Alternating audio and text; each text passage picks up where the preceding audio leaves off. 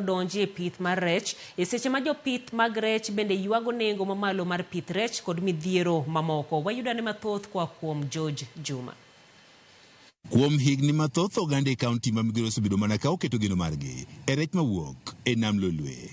Kwan rech mawuok e nam Lolwe kata kamano osedok piny kaluwore kod lipot mogol kod migawono mare e kaunti ma Migori.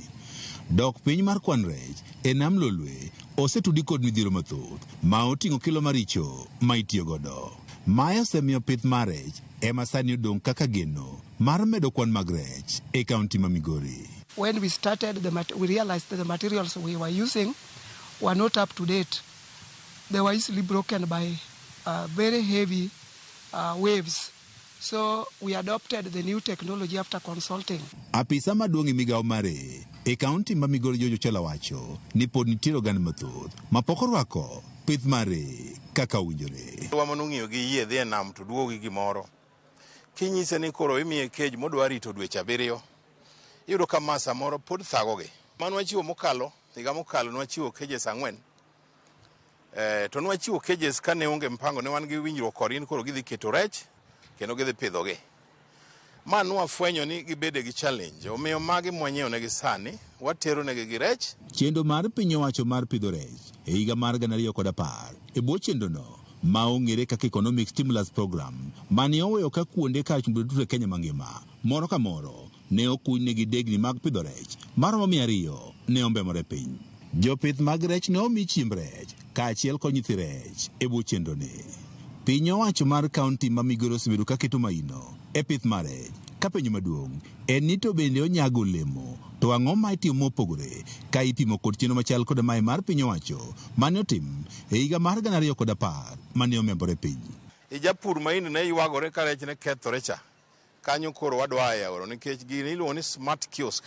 Smart kiosk ni nigi cold storage ma ok rech nyal kethore mapiyo. Koro biro miyo ibedo gi muda malach ma rech nyalo bedo kapok okethore. Getting the right feed is also another problem. I want to particularly thank the county government of Migori and also the Rongo University who actually come for advice and they give us. Right now, we are making the local feeds. Kaunti ma Migori nyaka sani tiere kod jopith rech maromo 1,700 ka higa mar 2013 rech maromo kilogram 19,588 ne owuok e degni mag pidho rech kata ponds e kaunti ma Migori mangima. Wan gi ponds 1,700 mantiere e inland ka.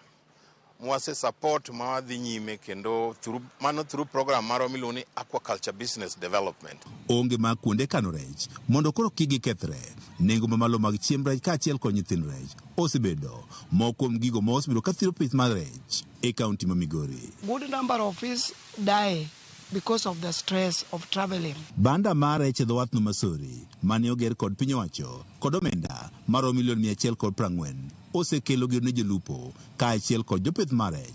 Kata kamano pok ochako tich malong'o. To mondo ti ok en giminyalo tini jo BMU kende nyalo manage. Wabro dwaro an external partner mabro run that facility productively. Nikech en gima power modhi dwaro is no joke. And of course, en gima dwaro serious investor, manyalo timo filleting, to kendo ice plant onyalo loso. Kata bed ni midhiero ma koni kod koni, pod osebedo ka kwako pith mar rech e kaunti ma Migori.